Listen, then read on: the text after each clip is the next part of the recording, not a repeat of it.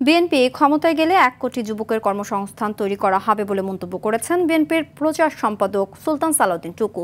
টাঙ্গাইল সদর উপজেলার হুগরাতে শহীদ জিয়া স্মৃতি ফুটবল টুর্নামেন্টের ফাইনাল খেলায় প্রধান অতিথির বক্তব্যে তিনি মন্তব্য করেন। এ সময় তিনি আরও বলেন, জনগণের শক্তি নিয়েই বাংলাদেশকে নতুনভাবে গড়ে তুলতে চায় বিএনপি। ক্ষমতায় গেলে সন্ত্রাসমুক্ত, চাঁদাবাজ মুক্ত দেশ গড়ে তোলার চেষ্টা করবে তার দল।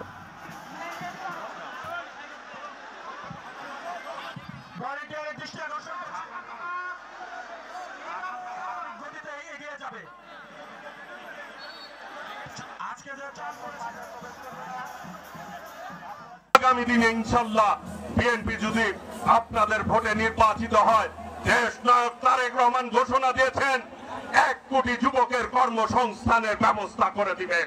বিএনপি হচ্ছে জনগণের দল, জনগণকে নিয়ে বিএনপি চিন্তা করে পথ চলেন।